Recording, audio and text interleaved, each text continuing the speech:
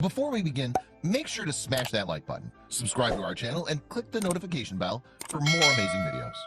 Experts studying beehives notice something strange and immediately take a step back.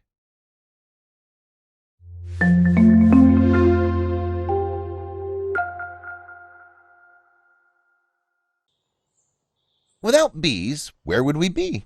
They take care of our plants and flowers, giving the environment some much-needed help. And they make life a little sweeter with all the delicious honey they make. For all their contributions, bees have earned a place in one of the oldest churches in the world. But after a terrible disaster in 2019, experts were looking at this hive for more than its honey. By now, beekeeping is pretty much a national tradition in France, with apiaries or bee yards popping up all across the country. And after some persuading, a few new colonies were placed on the roof of the world's most famous church. In 2013, a biodiversity drive led to the introduction of a few hives on Notre Dame's sacristy roof. The three hives combined were home to roughly 180,000 honeybees, and they became an iconic and beloved part of the church for one particular reason.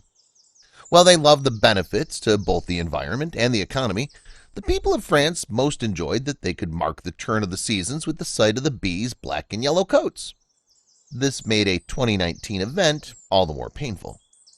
In April of that year, the whole world cried out as Notre Dame burned. Starting in the church's attic, a fire spread across the roof. Some speculation pointed to an electrical short circuit causing the issue. The people were horrified. The main focus, of course, was the church.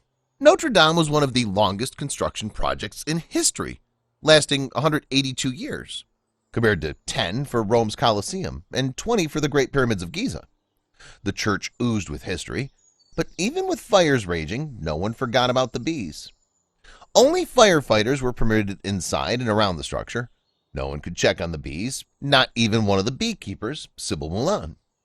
All she could do was watch in horror as she feared for the survival of her precious hives. Even after the flames died down, Sybil Moulin, shown here, was not allowed to go up to Notre Dame's roof. She wanted so badly to check on her bees, but the building was still very unstable. On top of that, the city of Paris had another problem spreading across the city. See, back when the church was being built, lead was commonly used material for construction. People at that time didn't know the health risks that came with the dangerous substance, nor how it would impact the bees. Because the 2019 fire burned much of the lead into ash, the toxic material spread across Paris. Many schools, parks, daycare centers, and playgrounds were contaminated.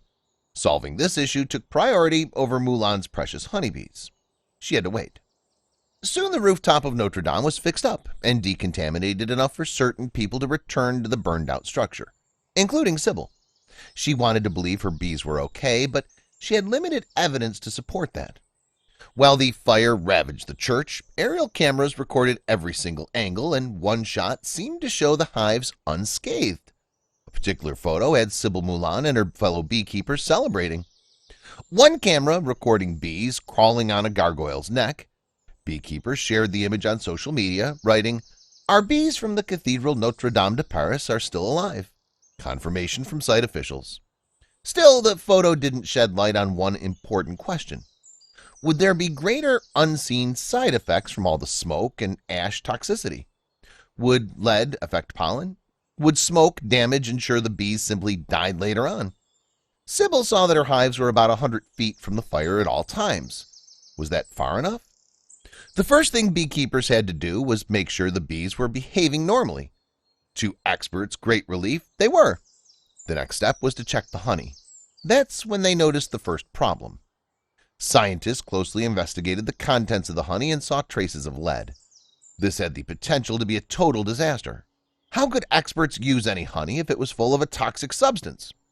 Fortunately, the amount of the lead in the honey was minuscule and, according to the experts, harmless. Sybil Moulin was relieved. Her bees were going to be fine. Still, her worries mounted as Paris struggled to contain the lead. She wondered if her bees could help. The areas contaminated by the toxic ash were still unsafe, but it would be very difficult to tell the exact scope. This, the experts realized, was where the bees could come into play.